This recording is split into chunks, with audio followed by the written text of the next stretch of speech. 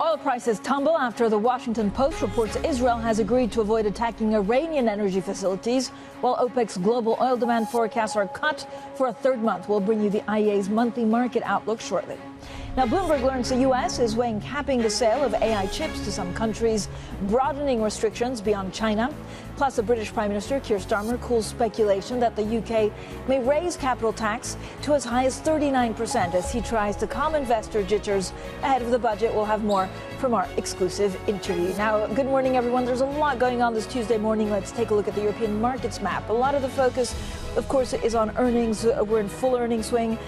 The focus is not only on the banks in the U.S., but some of the industrials here in Europe. Now, you can see the FTSE down 0.3%. We're seeing a similar loss for the CAC 40 over in France. But then when you look at the FTSE MIB or the DAX, they're actually gaining 0.4%. Oil is dropping, so let's get straight off to cross-asset. Oil dropping as concerns seem to be easing about Israel actually attacking an Iranian energy facility. You can see we put WTI 70.74. Euro dollar, again, we're expecting, of course, the ECB to cut on Thursday. And then there's quite a lot going on in terms of U.S. politics, and that could filter through public spending, and therefore Treasuries 40807. I think our Lisa Bramfitz is also speaking to a Fed official, Mary Daly, a little bit later on. Now, the IEA monthly oil report has just coming out. They say that geopolitical risks are offsetting a plentiful supplies. Now, that's according to the IEA. We'll dig a little deeper. I think they're just breaking right now those headlines, and we'll bring you everything that the IEA is saying and predicting. So for the conversations that matter and the insights you need, let's get started.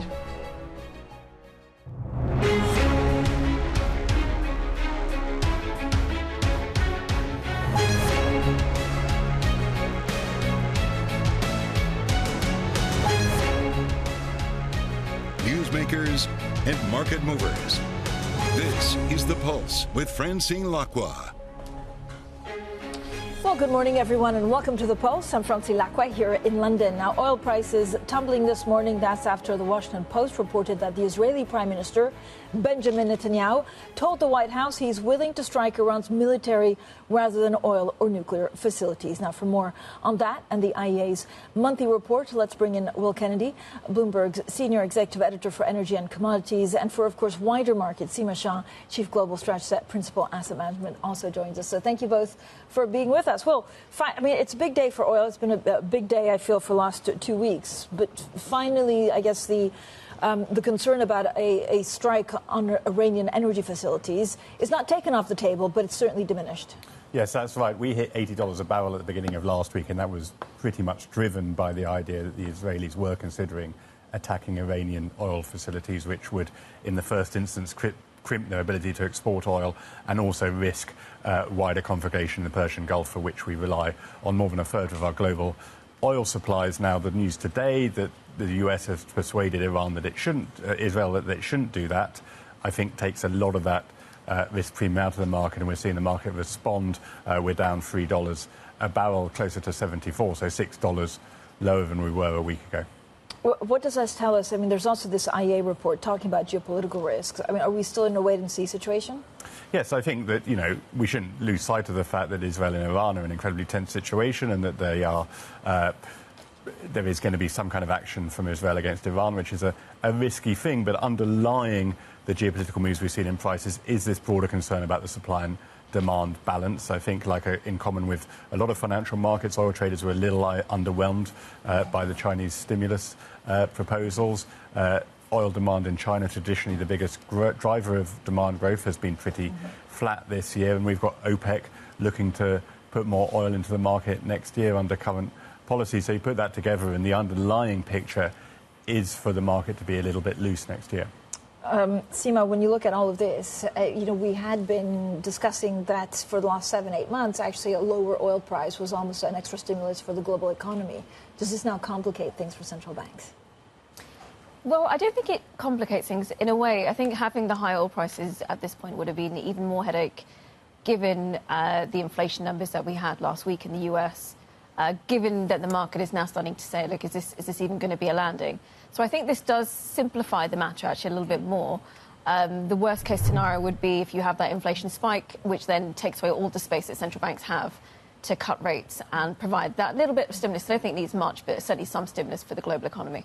But I guess it's something that we can't take off the table. So when you look at, the central banks trying to engineer this soft landing, inflation is still the one thing that markets seem to be discounting. But I know that, a lot of analysts are worried about. Yeah, absolutely. I mean, I think that's true. That as long as there is the uncertainty weighing over the market, the risk of inflation doesn't disappear. It's something that I think the market had been underpricing, in fact, over the last couple of months. As they'd seen inflation decline, the idea that inflation could be a risk had suddenly disappeared, which is why I think you saw such a significant reaction last week. But I think at $80 a barrel, you do need a fairly significant escalation in the situation to get to a point where it becomes a worry. So what are you buying right now, fixed income versus equities? So I think actually on the equity, we're generally risk on. So I think there's opportunities in both the equities and fixed income space. In the fixed income space, it's really on the credit side. But taking into account that, look, although we're risk on, we think that the central banks are going to be stimulating. We think the global economy is heading for a soft landing. But that's still a slowdown. So you still need to be focused on high quality within whatever of the risk assets you're looking at. So within credit, this is still kind of core fixed income, investment grade, the high quality stuff. And within equities, I think there's a lot of opportunities globally. Within the US, we're still maintaining a positioning within the large cap space because that still gives you that strong balance sheets, cash levels that I think that will still be important as we go into 2025. Well, we used to talk about peak oil in 2025. That's certainly pushed back. What's the dynamics with China? It's a really important question for people in the oil market. Clearly, the EV change is happening faster in China than anywhere else in the world. And the other thing that people are focused on are replacing diesel in trucks with liquefied natural gas. There really does seem to be some displacement of oil demand in China, and I think that's one reason that people are a little downbeat on demand. How fast that's really going to go will depend ultimately on the trajectory of the Chinese economy. And if they do manage to stimulate it and reinvigorate growth, that will have a knock-on effect on demand. But I do think the relationship between Chinese economic growth and oil demand is not as strong as it used to be. And Seema, when you look at the U.S. economy, there's, again, a lot of concern that actually the slowdown leads to a recession. Are you in that camp? No, we're not in that camp. But I think it's automatic. Then investors hear the word slowdown and they immediately extrapolate that out to recession. That is actually rarely the case. In fact, when I look back over the last 20, 30 years, it's really difficult to get recession. You need things left field to go wrong. You need really weak balance sheets. You need an asset price bubble popping, or you need some kind of significant external shock. And you need central bankers and government to not be willing to come in and assist. We don't have any of those cases on the table today. So we're expecting a slowdown, but we're also expecting central banks to come in. There's not a lot of room, in fairness, for governments to come in and provide fiscal stimulus. But if push came to shove, we do still believe that governments would come in and provide that little bit of help that would be required. But ultimately, look, in the US economy particularly, which of course is going to be the most important segment here, balance sheets for both households and corporates are still in really good shape. So it doesn't need much help to bring the US economy to that landing. But the labour market is of concern in the US. It's a concern, but I think that's a little bit overdone. It's something that we need to keep a watch of. We've seen that labour demand has been fading, but none of that has translated over to layoffs.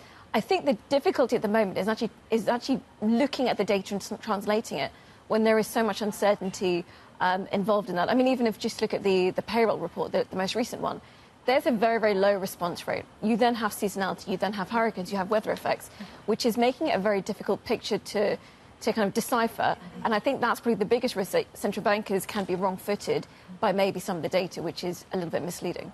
We'll talk about U.S. elections a little bit later and some of the policies, but is there is a bit of a shift when it comes to fracking between, for example, Kamala Harris and President Biden. Does that translate, does that make a difference to, global consumption? I think it's pretty marginal. Yes, outwardly, Trump is more favourable to the oil industry than Harris. And, of course, Harris, 4 years ago, called for fracking to be banned. She's dropped that policy. She needs to win Pennsylvania. Pennsylvania is a huge producer of shale gas.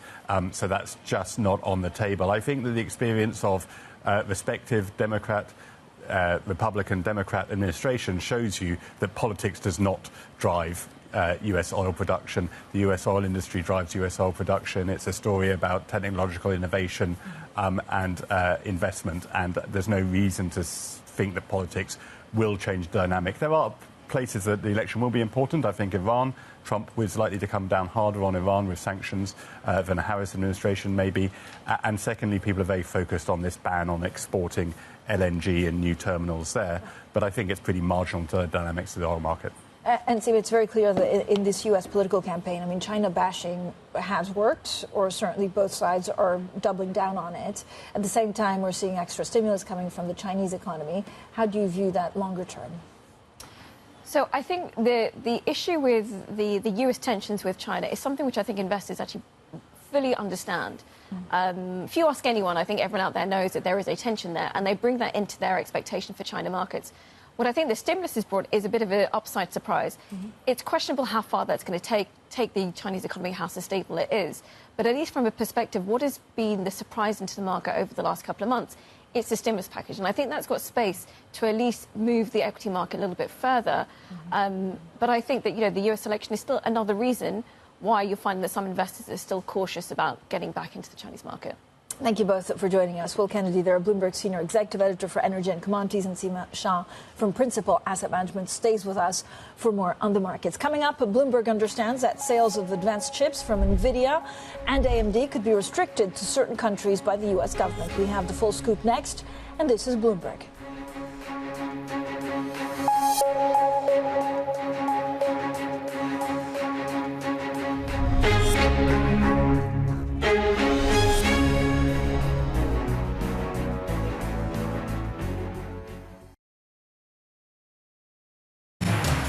Today, with less than a month before Election Day, Republican presidential nominee Donald Trump sits down for an in-depth conversation with Bloomberg editor-in-chief John Micklethwaite at the Economic Club of Chicago. Tune in to Bloomberg Television and Radio for a special edition of Balance of Power at 11:30 a.m. Eastern, followed by the live interview at noon, only on Bloomberg. Context changes everything.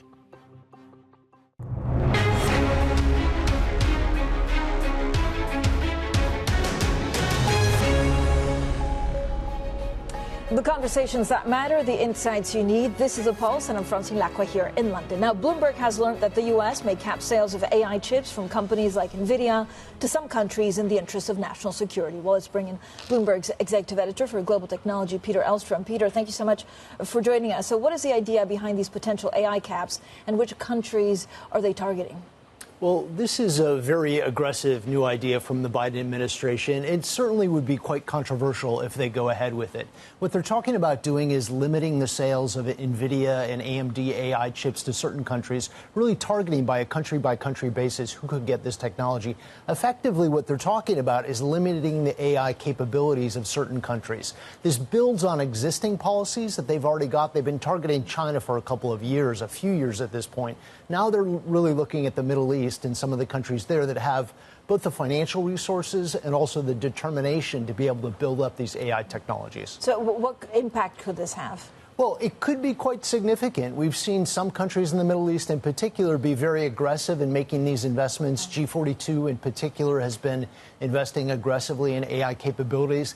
All countries really want to have access. They want to make sure that they have access to AI capabilities down the line. They don't want to be dependent on American companies to be able to supply this. So they want to buy the chips. They want to build the models themselves to make sure that they do have this access going into the future. We're also back with Seema Shah, who's been with us for since the start of the show. Seema, when you look at actually, I mean, for me, this feels very significant because it's actually a redrawing of trade, which has started probably 2-3 years ago, also with the U.S.-China tensions. But does it change, where you want to be invested if certain countries are considered friendly to the U.S. or not, and actually all trade changes because of that? So I think so we certainly can't ignore it.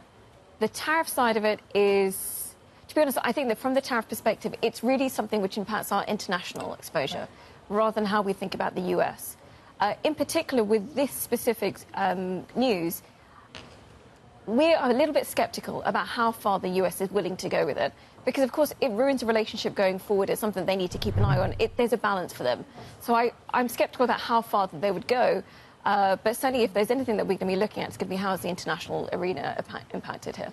Does it change trade? Have you had, do you have to take bets now on where trade flows to and from because of geopolitics?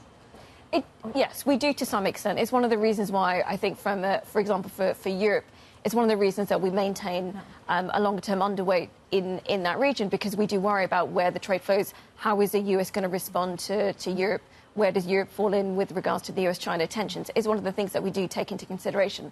But again, this is not new news. This is something which has been sustained for a while, which I think has been built into many of the portfolios already. Yeah, and Peter, to Seema's good point, I guess, a lot of it is probably built in, but do we know the reaction of the chip makers and the countries targeted and how they could retaliate? Well, this news just came out. I mean, our reporters were able to break this news, fortunately, to find out exactly what they're doing. But you raise a very good point. It's not clear at this point how the companies are going to react to this and how the countries themselves that could be affected are going to react to this. NVIDIA, just to take the leading example in AI chips, has had mixed feelings about these trade restrictions. You've got the company run by Jensen Huang, a Taiwanese guy who came to Silicon Valley to make his fortune. He's built a $3 trillion company. It's really built on globalization. They want to be able to sell into China. They want to be able to sell into the Middle East. They want to be able to access these markets because it helps them develop their technology more quickly and innovate more quickly.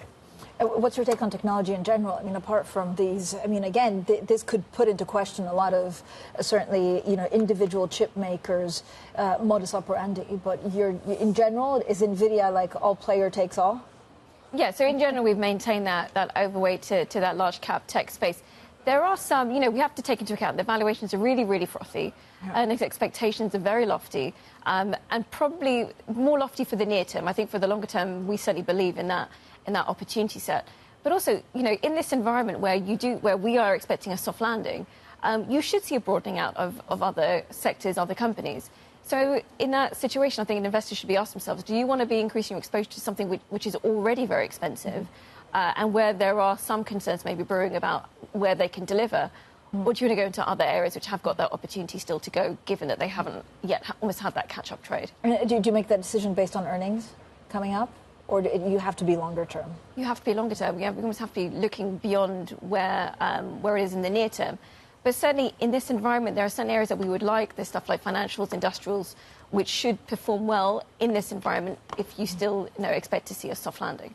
All right, so thank you both for joining us. Seema Shah, Principal Asset Management, and Peter Elstrom, Bloomberg's Executive Editor for Global Technology, with that pretty incredible story that Bloomberg broke, saying that the Biden administration, having discussed capping sales of advanced AI chips from NVIDIA, but also other American companies to country-specific bases. Coming up, why German car makers are getting left in the dust by Chinese EV makers in their biggest and most lucrative market. We'll look at their challenges next, and this is Bloomberg.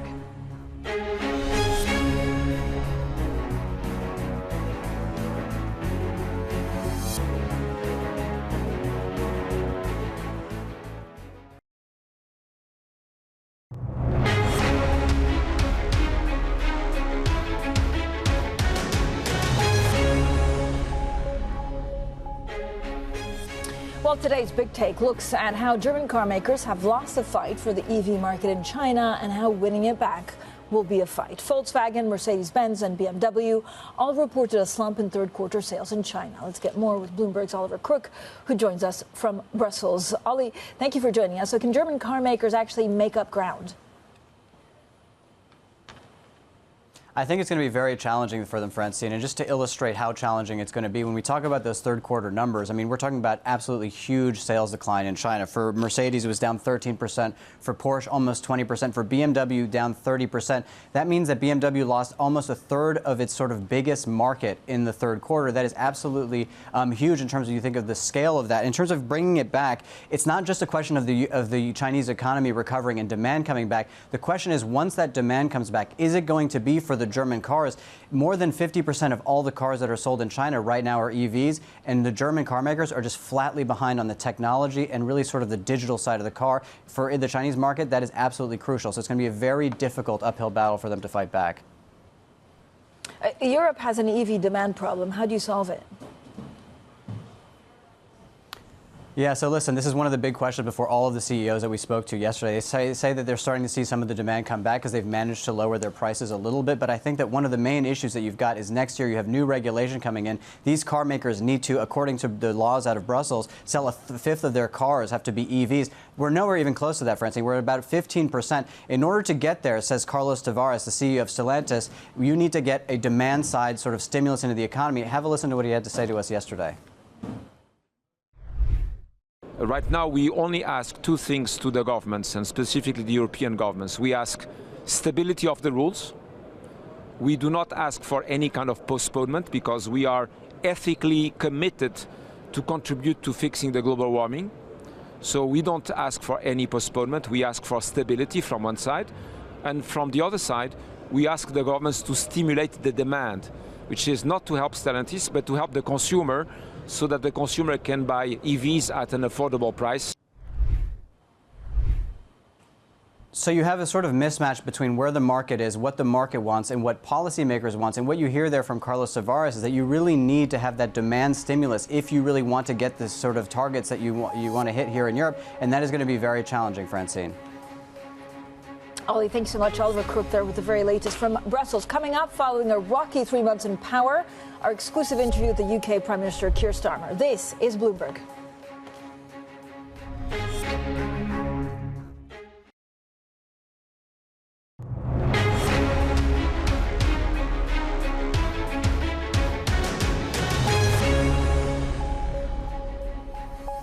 Well, good morning, everyone, and welcome to The Pulse. I'm Francine Lacqua here in London, and these are your top stories. Oil prices tumble after the Washington Post reports Israel has agreed to avoid attacking Iranian energy facilities. Meanwhile, the IEA says geopolitical risks are being offset by plentiful global supplies. U.S. chip giants fall pre-market as Bloomberg learns the U.S. is weighing capping the sale of AI chips to countries, broadening restrictions beyond China. And the British Prime Minister Keir Starmer cools speculation that the UK may raise capital gains tax to as high as 39% as he tries to calm investor jitters ahead of the budget.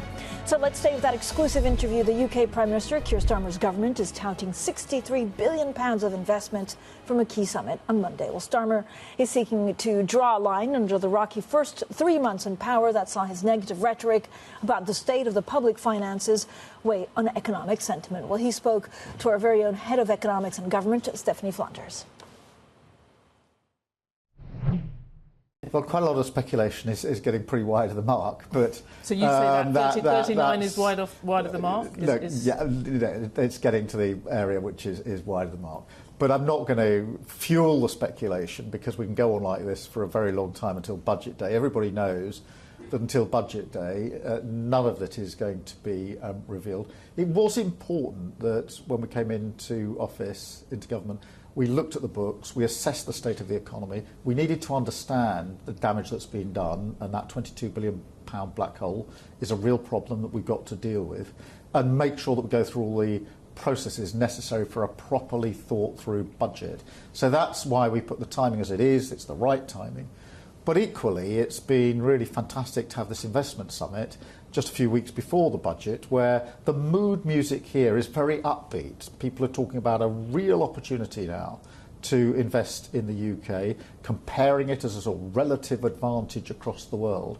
We want to seize that opportunity and take it forward with many of the investors that are here. You said it's the right timing for this summit. It does feel a bit odd that for those people in the room, people who are doing deals today, you can't promise them that the basic tax environment for entrepreneurship, for business, for wealth in a couple of weeks' time won't be completely different.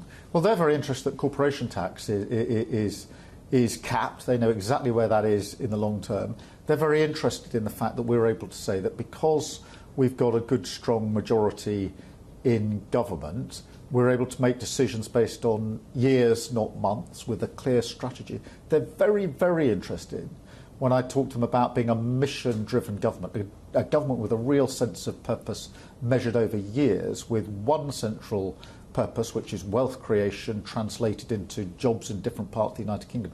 That's the sort of stability that they're looking for, and that's the conversations we're having.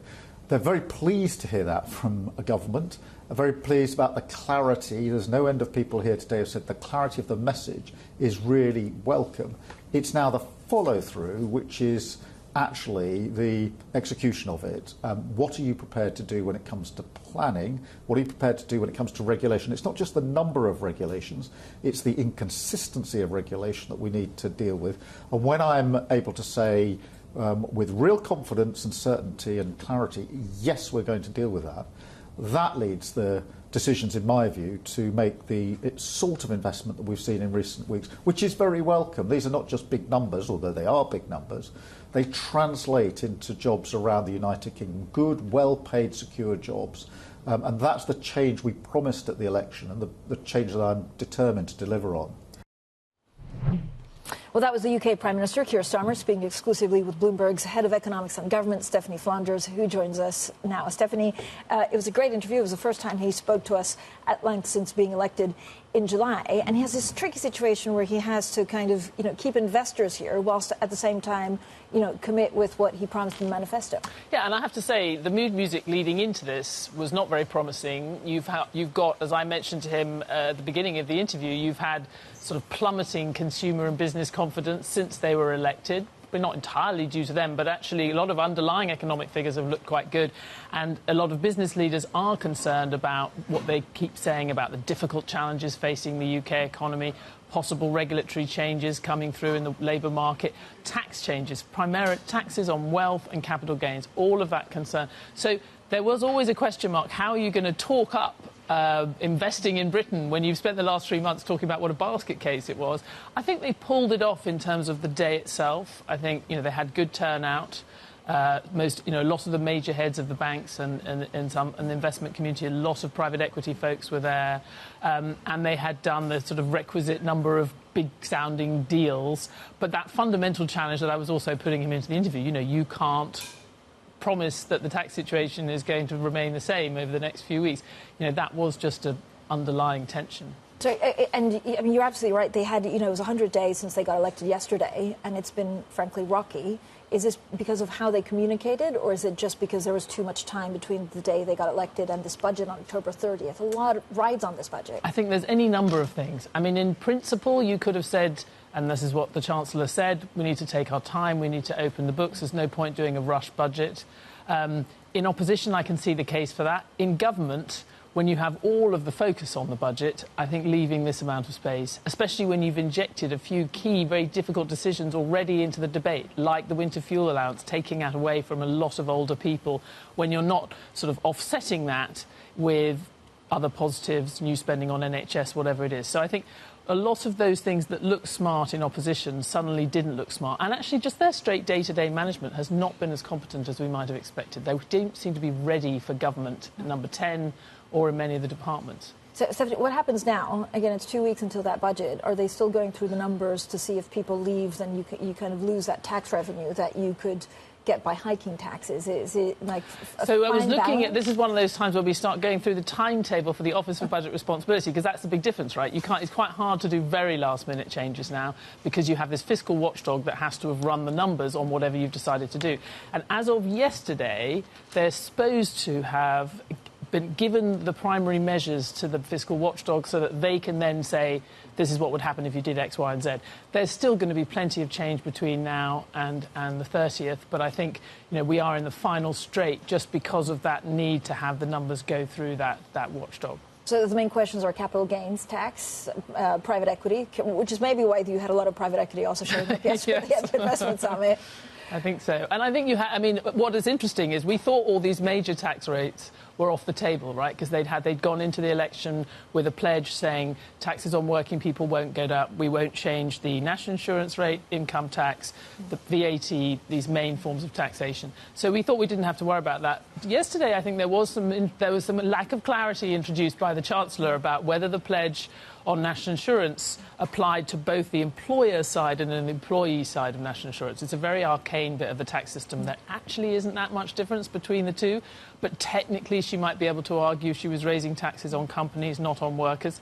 I think workers end up paying either way, and it's going to look like a breach of the pledge, but it does seem that there's the possibility they're going to get some money from that.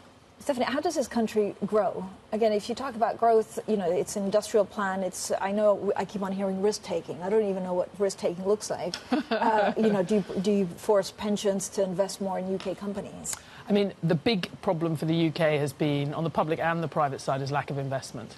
And if you look at the sort of the economy is a third smaller than it would have been if we'd just grown since the global financial crisis at the previous trend. Now, everyone else is off their trend as well, but we're particularly off our trend. What's the main contributor to that? There's been a long-standing shortfall in investment. And I think we may see from the budget, room for more public investment, but the private investment has to come through. And as you suggest, some of that will be about encouraging people to invest in the UK who might be kind of hardwired in the city to invest overseas instead. Yeah, and then if you look at France, they're raising taxes. You had a conversation with Emmanuel Macron.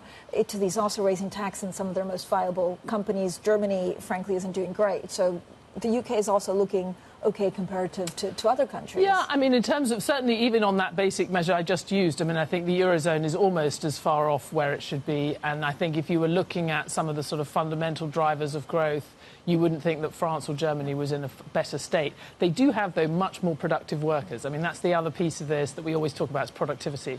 I think the French are actually 20%, 25% more productive than us. They're manufacturing workers. So, that's, again, what the investment needs. If you give machines to workers, they're able to make more stuff for the same amount of money. OK, but they have more holidays. Stephanie, we need to get to the bottom of this. Stephanie Flanders, of course, stays with us. Coming up, we talk U.S. as the U.S. election hangs in the balance. We'll bring you the latest on the race for the White House and what it could mean for the global economy. That's next, and this is Bloomberg.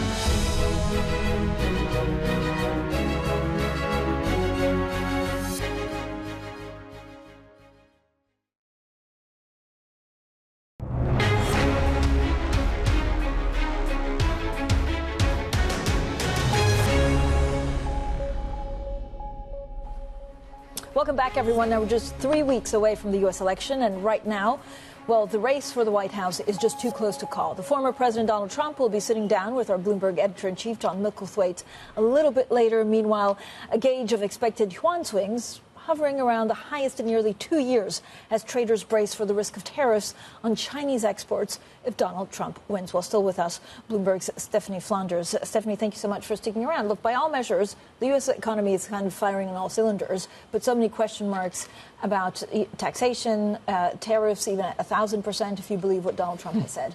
Yes, and I think, there's always been one of these consistent complaints, if you like, of the Democrat side, whether under Biden or Kamala Harris candidacy, that the population wasn't giving this administration enough credit for the strong economy. But, of course, it looks strong to the rest of the world. If you're sitting in the US, you still feel like your energy bills, your food bills are much higher than they were.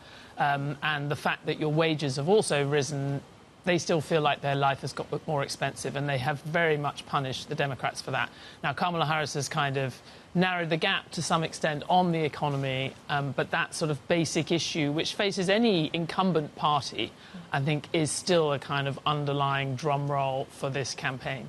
Why is the race too close to call right now? It feels like Kamala Harris, since getting the nomination, had gained so much ground and now is kind of like flatlining. I think it's, people talk about the calcification of the US electorate. I think it turns out people really aren't going to change their mind. A vast majority of voters, especially the ones who are planning to vote in November, are pretty fixed. They have a fixed view of Donald Trump, love him or hate him.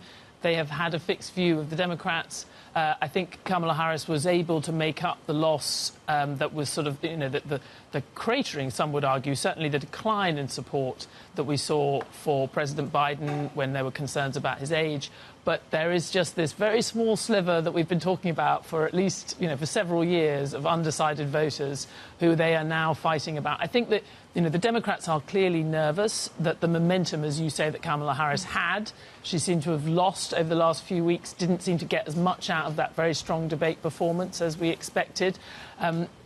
There could be a lot of explanations for that, but they are desperately trying to think, how do we, because she should have a higher ceiling, as they like to say, for her vote than Donald Trump. but it's not becoming evident at all. They're basically both stuck on the same percentage of voters. I know both candidates are really focusing on the swing voters in Pennsylvania, and I guess to try and cut through that, it's all about the economic plan.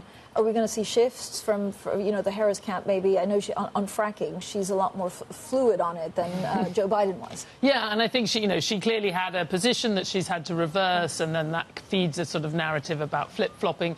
There's been a big debate within the Democratic Party of whether or not you should go on to the economy or just run the risk that people will be reminded of some of the bad things, or do you need to sort of address that directly rather than trying to just raise fears about Donald Trump? They're clearly trying to do everything without seeming to panic. I think they're also very crucially in the last week, they've been targeting Latino and African-American voters who, more of them are voting for Kamala Harris than maybe a few Democrats than a few weeks ago, a few months ago, but still it's much less than in 2020, and that could be a crucial margin. So you see her going on a lot of platforms on social media, TV shows that are targeted to that audience. I mean, I had one big Wall Street chief executive say, a lot of people would like Kamala Harris's personality with Donald Trump's economic plan. I mean, is it really on personality and the economy that this will be won or lost? I find it really weird when business people say that. Not because, obviously there's a lot about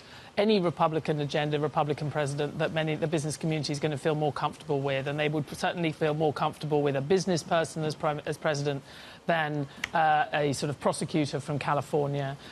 But when you look at his plan, and we've done the numbers, the economists have done the numbers, there is a widespread agreement it would mean higher inflation, specifically through tariffs, the increase in prices that comes from that, but also more broadly from the making the tax cuts permanent, all of these things, and would add enormously to the deficit. The Trump trade is higher Treasury yields, higher inflation. It's odd to me that Wall Street should be so much keener on that than a slightly more stable scenario. Yeah, certainly counterintuitive, Stephanie. Thank you for joining us. Bloomberg's head of economics and government, Stephanie Flanders. We'll see a lot more of Stephanie throughout the coming weeks. Now, coming up, Citigroup, Goldman Sachs and Bank of America report earnings later today, so more on what to expect from those banks next. This is Bloomberg.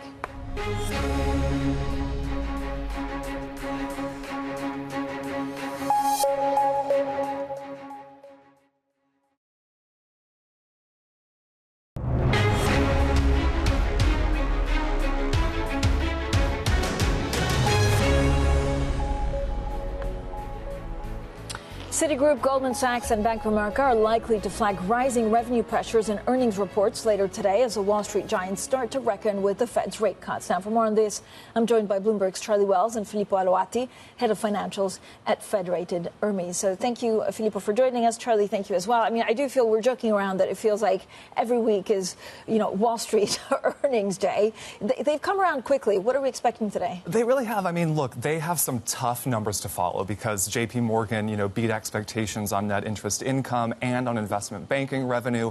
We saw Wells Fargo beat last week as well. And so expectations are really high. I mean, the KBW Bank Index is outperforming the S&P 500. Bank stocks are doing really well. And it's just looking like investment banking should bode pretty well across the board. There may be some differences, between Goldman. They warned last month about trading.